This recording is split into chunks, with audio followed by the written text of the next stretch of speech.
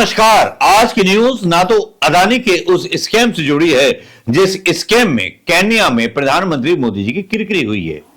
ऐसी खबरों का क्या डालना जिसमें अपने प्रधानमंत्री की बेइज्जती हो जाए। ऐसी खबरों को क्यों उछालना जिसमें देश का जो एक स्वाभिमान है वो कम हो जाए, सम्मान कम हो जाए। भाई बहनों, मैं तो कहता हूं कि पॉजिटिव खबरें डालनी चाहिए। कभी नहीं बताना चाहिए कि अदानी जो है मुंबई की हजारों एकड़ जमीन पर जो है कब्जा करने वाला है। प्रधानमंत्री मोदी जी ने इसका वो जो है साइन कर दिया है एमओयू। महाराष्ट्र चुनाव इसीलिए लड़ा जा रहा है और किसी भी कीमत पर जीता जाएगा, ये बात भी है। लेकिन यार मैं बात क्यों कर रहा हूं, पहले ही मैंने मना किया था यार कि मैं कभी भी प्रधानमंत्री मोदी के खिलाफ नहीं बोलूंगा। कभी भी प्रधानमंत्री मोदी जी कितनी भी बेईमानी करवा लें, कितना भी करप्शन करा लें, मैं नहीं बोलूंगा, क्योंकि डर है कि ईडी आईडी मेरे घर आ जाएगी। लेकिन ईडी आईडी मेरे घर आ जाएगी तो उसे मिलेगा घंटा।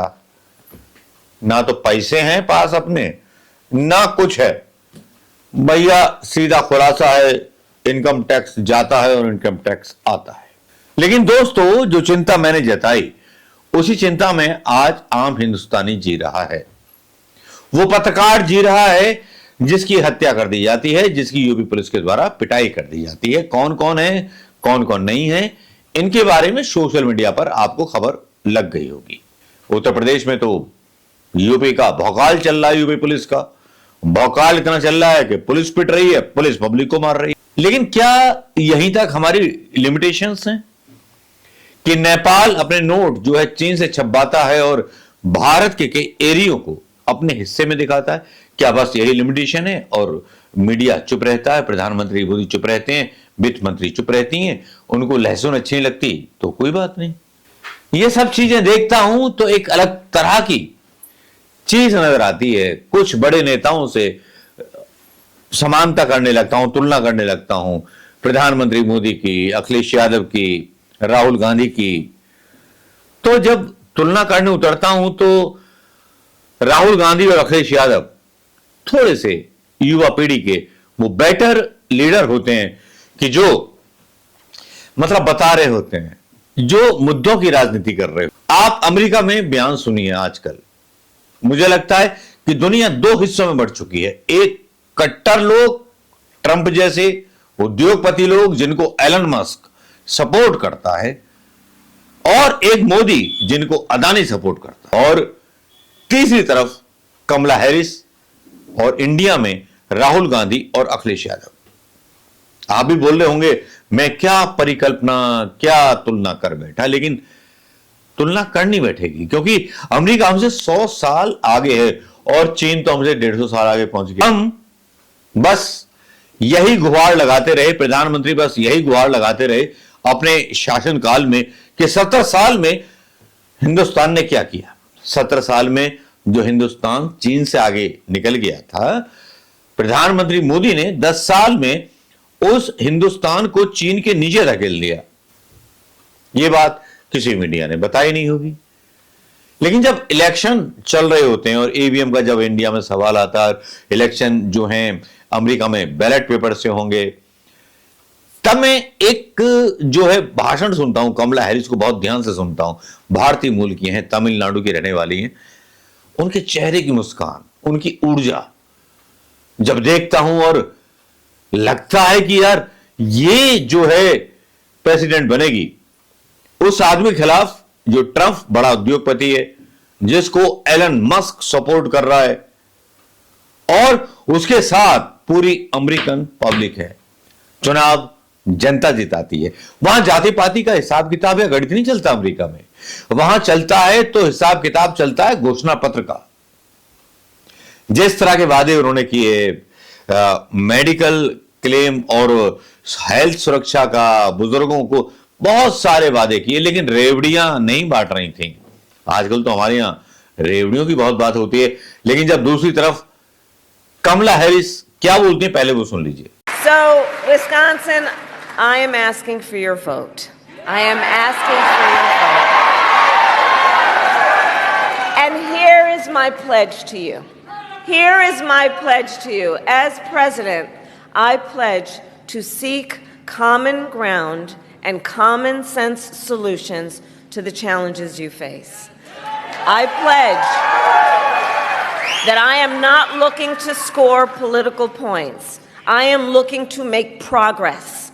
And I pledge to listen to those who will be impacted by the decisions I make. I will listen to experts. I will listen to the people who disagree with me. Because you see, unlike Donald Trump, I don't believe that people who disagree with me are the enemy. He wants to put them in jail. I'll give them a seat at the table. That's what a democracy is about. That's what leaders do.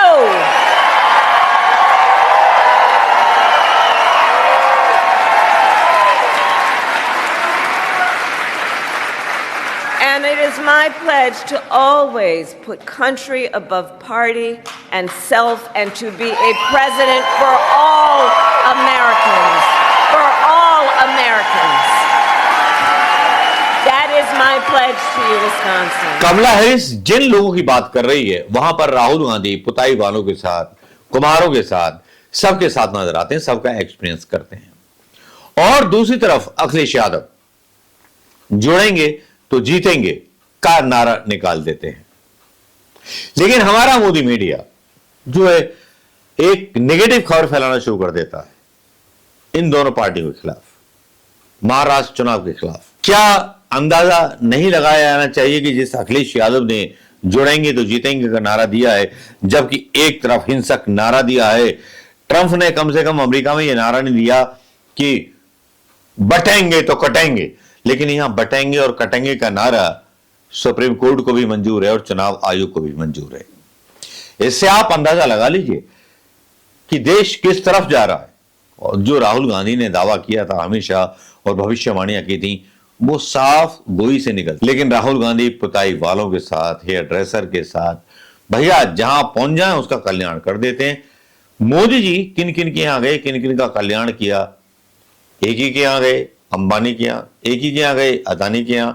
जहां मुंबई की बहुत सारी जमीन अदानी के हवाले करने को तैयार हैं मोदी जी, क्योंकि इलेक्शन का फंड अमीरों से मिलेगा।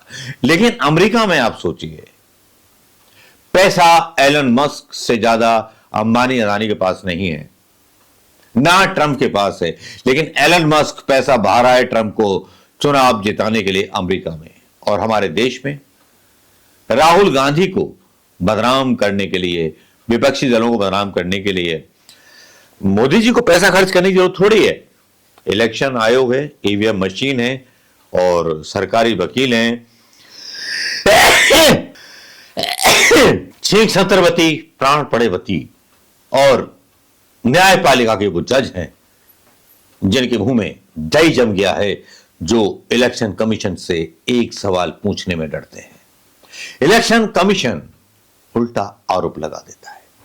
लेकिन कमला हैरिस और राहुल गांधी के बीच एक साफ समानता नजर आती है कि ये लोग उस राजनीति को पोलराइज कर रहे हैं जो लोकतंत्र की राजनीति होती है। कैसा लगा ये वीडियो दोस्तों, बताइएगा जरूर। और कमला हैरिस मेरी फेवरेट है, उनके लिए सपोर्ट में ट्विटर पर एक दो ट्वीट डाल दिया कीजिए। और भारतीय मूल की हैं तो उनको तो सपोर्ट कीजिए, ट्रंप को सपोर्ट मत कीजिए। वैसे ट्रंप फूफा है भक्तों का, ट्रंप के लिए बहुत पूजा करते हैं। कमला हैरिस तो कमला हैरिस है और अभी तो सबकी बजी हुई है, फटी हुई है। अमेरिका की कोई तारीफ नहीं कर रहा, जो अमेरिका इजराइल की तरफ से बोल रहा है तो अमेरिका की कोई तारीफ नहीं कर रहा, क्योंकि बाइडेन और कमला हैरिस का ही राज है। और ट्रंप जो है चुनावी सपने दिखाता है अमेरिका को, और मोदी चुनावी सपने दिखाते हैं इंडिया को, और राहुल गांधी और कमला हैरिस दिखाते हैं रियलिटी अमेरिका और इंडिया को एक जैसी। नेपाल के नोटों की कहानी क्या थी उस पर भी आएंगे, और बहुत सारी चीजें हो गई इस बीच। मैं वीडियो डाल नहीं पाया क्योंकि दिवाली के कारण थोड़ा सा बिजी रहा दोस्तों। अब पसंद आए ना आए आप देखिएगा, क्योंकि मैं भी डर जाता हूं, क्योंकि कांग्रेस के प्रवक्ता भी यूट्यूबर्स बन गए, कहीं भूल ना हो जाए, कहीं चूक ना हो जाए। रवीश कुमार साहब भी डालते हैं, अभिषेक भी डालते, अभिसार भी डालते हैं, सारे के सारे तो डालने लगे। लेकिन मैं आपका अपना हमेशा से था और आपका प्यारा आजाद हिंद आवाज न्यूज चैनल हमेशा रहेगा। नमस्कार, जय हिंद दोस्तों।